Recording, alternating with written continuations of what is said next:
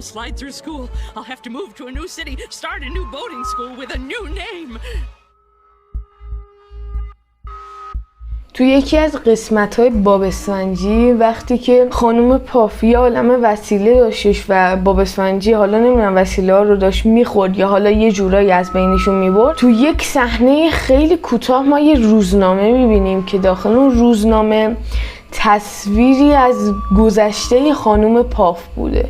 توی اون روزنامه ما بالا میتونیم بخونیم نیو کلپ پست، یعنی اینکه خانم پاف اصالتا مال اصلا بیکینی باتم نیست و اصلا مربوط یعنی به تو مال شهر نیو کلپ پست هستش. اگه سمت چپ روزنامه رو شما دقت بکنید عکس خانم پاف رو میبینید که زندانی شده و اصلا در حال زندانی شدنه، یعنی بردن زندان و ازش عکس گرفتن. اگه به پایین روزنامه هم دقت بکنید یه چیزی زده که خیلی عجیب و خفن هستش. زده که حواس مردم رو پرت میکنه با استفاده از این بالون‌های این چی میگن بادکنک‌های حیوان. توی یکی از قسمت‌های معروف باب اسفنجی دقیقاً به اسم No Rights Free داستانش این بوده که باب اسفنجی تصمیم میگیره که گواهینامه رانندگی بگیره. خانم پاف هم حالا به هر صورتی که میشه چون که انقدر از باب اسفنجی خسته میشه میگه که آقا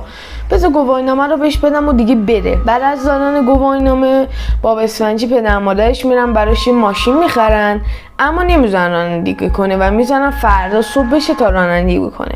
تو این فرصت خانم پاف یه جمله میگه که الان تصویرشو واسهتون پخش میکنم. Everyone will know that I let him slide through school. I'll have to move to a new city, start a new boating school with a new name.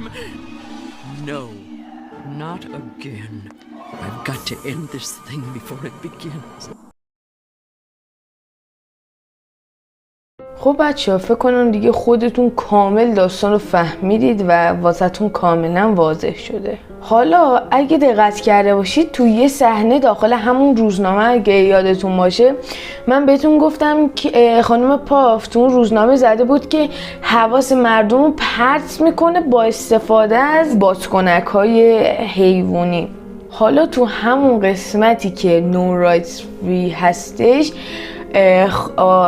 خانوم پاف میره و ماشین باب اسفنجی رو میخواد بدزده که اول دزدیدنش یه همچین اتفاقی میافته.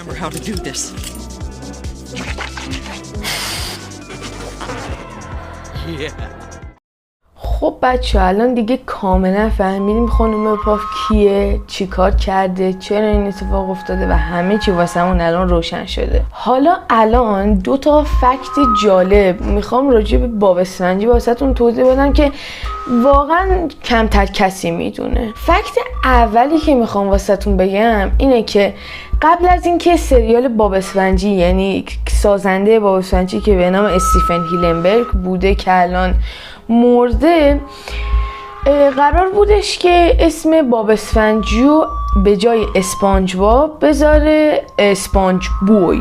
اما خب چرا این اسم رو نذاشته و چرا اسمش رو عوض کرده؟ دلیلش اینه که قبل از اینکه باب اسفنجی بخواد اسمش باشه اسپانج بوی یه محصول تی دیگه اسمش اسپانج بوی بوده. فکت دومی که میخوام واسهتون توضیح بدم خیلی جالبه. باب اسفنجی تو یکی از قسمت‌هایی که گواهینامه‌شو میگیره که الان میاد واسهتون یه اتفاقی میفته.